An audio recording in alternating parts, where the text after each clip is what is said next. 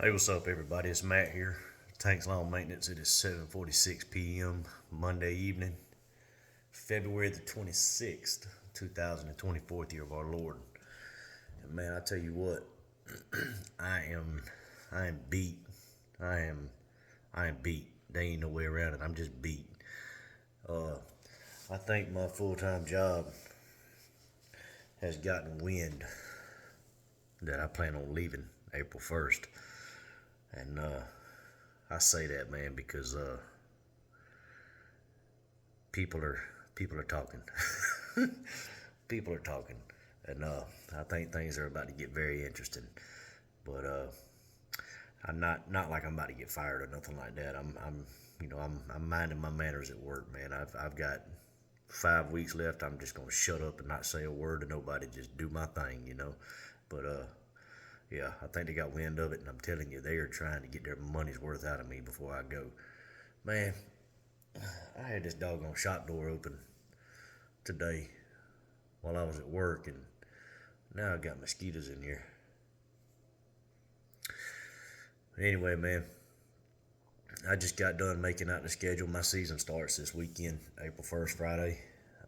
I'm sorry, March 1st is Friday. Starts this weekend, and I'm gonna try to get everything knocked out Friday. I've never done 15 yards by myself before. There is no bushes to do this weekend, so and there is no leaf cleanups or anything like that. Everything is straight. I've done leaf jobs on everybody's yard, and did a fall cleanup on everybody's yard, so there is no raggedy dead plant material to get out of anything.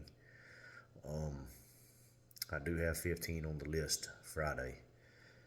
That's, yeah, Friday.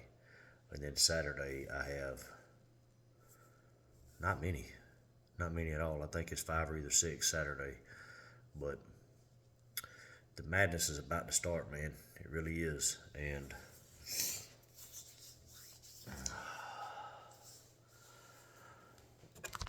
I got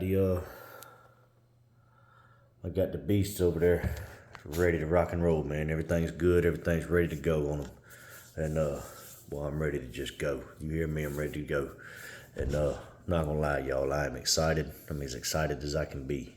But these, I've got 4 weekends of mowing before I step out and go full time in my business. So I'm not gonna lie, y'all, it's gonna be hell. I don't know how I'm gonna pull it off. I really don't. I've never had this many yards to do before, and I didn't get the commercial property that I was wanting to get. I was a little bummed out about it. It was just one circumstance. We were there on the price. They actually approved the bid that I sent for everything: the mulch, the trees, the in scope work, all of it. Everything was good, and the guy told me I was actually a little on the high side, and he said the reason I got it is because of my reviews on Google. But I had to turn it down because of the insurance policy, the coverage that they required. They want like a $3 million general liability insurance policy. Mine is mine covers up to $1 million. I'm not going out and spending. I'm not going out and spending, dropping my general liability insurance to go out and get more, and wind up having to pay an extra $400 or $500 a month for that kind of coverage for just to make $400 or $500 a month. That's not happening. All I would be doing is breaking even then.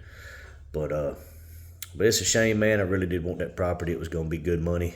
It was going to be year-round money, and it's actually a beautiful property. It really is. And the guy that I talked to, he's a really, really nice guy, and he really hated that we couldn't come together and make it work, because he acted like he was looking forward to it, because there was actually another guy in the area that recommended me, and he wouldn't tell me who it was, but he said it was another guy in the area that recommended me that has heard nothing but good things about me, and he was excited to work with me. But he did tell me he would that he has a few hundred properties in the area that he maintains or that he manages, and that he would be reaching out to me in the future this year. And he said the only reason he said that is a very high insurance coverage, and then he said that's the highest. He said it's not like that on all the properties. That's just what his customers there. That's what they want. That's their guidelines, and evidently they've got some high dollar stuff on that property. I mean, I don't know what I'm going to break on that property that costs $3 million. You know, it ain't like I'm gonna shoot a rock through a brick wall and tear up an X-ray machine or nothing. But whatever, man, it is what it is, and you've got some picky customers out there. But anyway, man, I really wanted to get on here and give you a little bit of advice, I guess you could say. Some of the new guys, you know.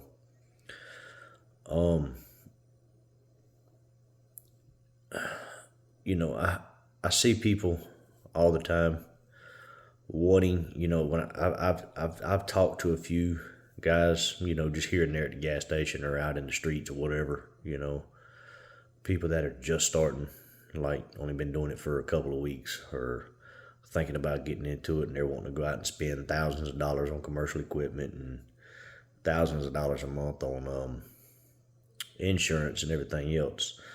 And this is my theory. You need to have insurance, you need to pay your taxes, and you need to be licensed. Those are the three main things you need to focus on. Is other than the things you need, like as far as getting your name out there, marketing, and the equipment that you need to be insured, you need to be licensed, and you need to pay your taxes.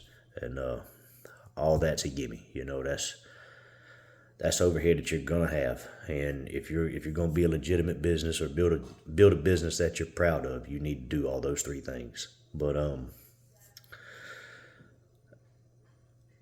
another thing is, I see a lot of people that are my age that are going out and, you know, they'll pick up 2 or 3 properties here and there. They'll have 5 properties halfway through the summer, and then they'll go out and spend a whole bunch of money, buy them an enclosed trailer or a $15,000 mower or something like that. And then they'll ask you, it's like, or they'll come to you and it's like, I think I made a mistake doing that. And the first thing I always say is, yeah, you made a mistake doing that. And I wasn't going to say anything because it's none of my business, but I look at it like this, guys. If you're going to be in business, you have to treat your business like you have no other source of income, okay?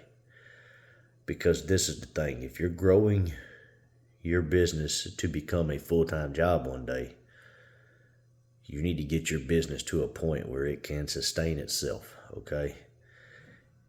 Just say you have a 9-to-5 job where you're making $50,000, $60,000, $70,000 a year, and you're growing a lawn and landscape business, and you start out the first month in business, you've got 5 or 6 customers, okay? You don't need to go out and spend 10 or 15 grand on a mower. You just don't, okay? You can probably get by with a push mower. If you have a couple dollars to spare, you can go out and buy you a used, preferably a used residential zero-turn mower. But I would start out with what I have. And but I see people all the time. They'll use their household funds from their 9-to-5 job to help support their business, and they mix all that together. And the thing about that is, when you're doing that, there's 2 things. When you're doing that, it's way too hard to tell what your business is actually making, and so you need to keep those funds separate. But at the same time, your business needs to be able to sustain itself. If you're not making enough money to go out and buy a $10,000 or $15,000 mower and pay for it out of your business, then you're not at a point where you need that yet. And but I understand. Believe me, right now I probably understand it more than anybody else. You're wanting to get away from your full-time job. You're tired of working for another man. You're frustrated. You're tired of waking up at 4 or 5 o'clock in the morning to go punch a time clock and give somebody 8 to 12 hours a day of your life. And you just want to be your own boss. And you're trying to hurry up and get the ball rolling on that. Look, going out and buying equipment is not going to speed up the process. It's not going to. It's just not. And so hang on to your money. What I recommend doing is pay what you have to pay, okay? Taxes, insurance, license fees. Other than that, outside of your basic overhead like fuel, materials, things like that, maintenance fees, you don't need to be spending no money. What I highly recommend for your first year or two, save every penny you can. Even if you don't sink it all back into your business, save every penny that you make on your business. That way, when you do get ready to pull that trigger, and you do get ready to step out in faith, or just get away, you'll have a few months worth of income built up. You'll be able to pay off a few debts, credit card debt, car payments, things like that. Get some stuff paid down. Put some money up. Because if you're like me, your first few months of business full time, you're not going to be making what you're used to making. So save as much money as you can the first year or two. Put it up. That way when you do step out, you'll have a pad to relax on. But yeah, I just wanted to touch on that for a second. I actually talked to a kid today at the gas station, man. He's a good kid, got a good head on his shoulders, and he's actually paying his way through college, man. I was actually inspired by it. It's a little too late for me. I'm a little too old for college. Well, I guess you ain't never too old for college, but I'm not going to college. But I'm not starting over in life. But he's actually doing this to pay his way through college, and he lives over in North Augusta, across the river from me, and he's in his junior year in college, and he's wrestling with himself every day. He doesn't know if he wants to go and be an engineer, or if he wants to do this full time, because he said, man, I'm killing it. He said, I'm making more money than my parents are making. And I told him, I said, man, that's good for you. Just save what you can and live with your parents as long as you can. And but you'll know what the right thing to do is when it's time to make that decision. So I can't give him no advice because I don't know his situation. But I just gave him my 2 cents. But yeah, man, just wanted to touch on that. I hope y'all have an amazing week this week. I really do. I hope y'all kill it this week, man. And dude, it felt so amazing today. It was 73 degrees out here, and that's in Augusta. I don't know what it's like down there in South Georgia. I was down in Lyons, Georgia today. That's about as far south as I go on Mondays, but it felt amazing. And all those lawns down there are greened up, man. Y'all should be cut. If you live in South Georgia or Florida, y'all should be cutting grass, man. That grass is green. But yeah, man, just made my schedule, went over all my holidays and everything, informed everybody what days I would be taking off this upcoming year, and gave them the rundown on how we do things with weather, and gave everybody the what the schedule would be like starting in April. But went ahead and put my next 4 weeks of schedules together, and hopefully I'll be adding to it, man. But hey, I'm gonna hop off here. I got to get ready to get out there in the real world tomorrow, man. 2 o'clock comes off early. But look here, man, I probably won't see y'all no more this week unless something happens, something comes up, and I have a reason to talk to y'all. But hey, man, to the next one, y'all keep cutting that grass and keep making that money. I'll let y'all. Bye.